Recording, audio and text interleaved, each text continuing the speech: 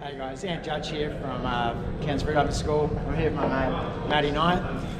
We just got back from an awesome bit of a spearfishing trip out. He's just had a new sounder installed into his boat. He's got a new Garmin put in through Mud Marine down Sunny. I gave him a hand installing it. It was actually pretty good. We got to test it the other day, and we had a bit of an interesting story for you. So grab yourself a beer, as we have. We're sitting down here at McAllister's, and we'll walk you through the story. Thank you.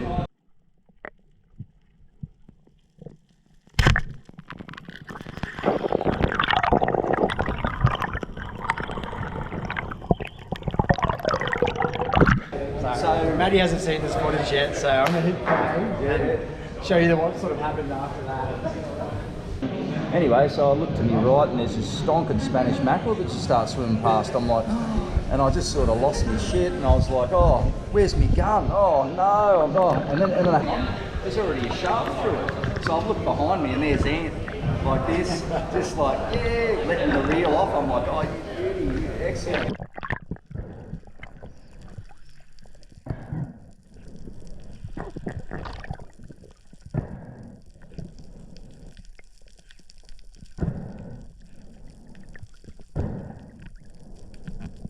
Takes me for a really good run, but this is sort of where it starts getting interesting. As he's sort of come and getting a bit tired, it's doing laps underneath me. He passes the high part of the actual reef, and the corner of my eye, and in the footage you see me point him out. See a huge Queensland groper, kind of stalking the fish. He's actually down there doing mouth Pilates, trying to measure if he can get this mackerel in his mouth. Now this is a 1.5 metre mackerel, around about 20 kilos. I thought it was going to be pretty safe until I see this thing launch off the bottom, come up and start chasing my mackerel around. I'm trying to get it in my hands. I'm trying to back up, get close to Matt, so I think Matt's going to have to poke this thing off. There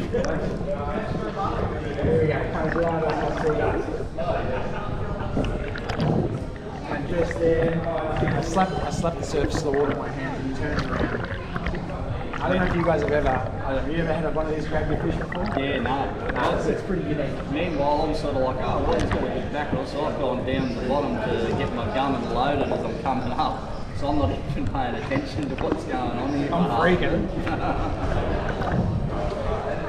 So once I get the fish in my hand, the groper sinks back down to the bottom. Yeah, it's funny, I'm pretty used to getting sharks chasing my fish around, but I've never had that where I'm thinking I'm going to lose 1.5 metre mackerel to, you know, a 6 foot, 150 kilo groper. Absolute beast of a fish. This is when Matty decides it's time for him to get involved. It's like, oh, yeah, once the fish has gone on the bottom, now he thinks it's a good time to come over and grab the fish. Yeah, well, Dan thinks I'm going to get in between his mackerel and a 150 kilo groper. It's like, no, so I'll get pretty close. Hopefully, you know, war of numbers sort of scares it off. That's about it.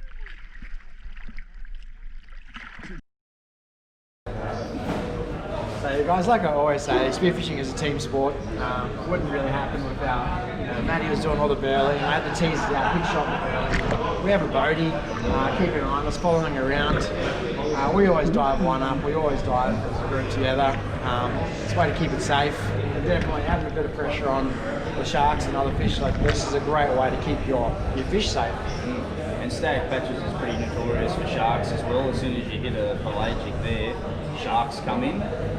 So it's always worth diving within teams as well when you're shooting pelagics in this area. There were no sharks that day. Not a single shark. Didn't see a single shark. Nah guys, well anyway, it's time to get out and start spearing again. Hopefully we get some good weather through winter. It's a bit windy at the moment. That's why it's Sunday Arvo and we're down to McAllister's having a beer. So why not? Support your local guys. Lunch.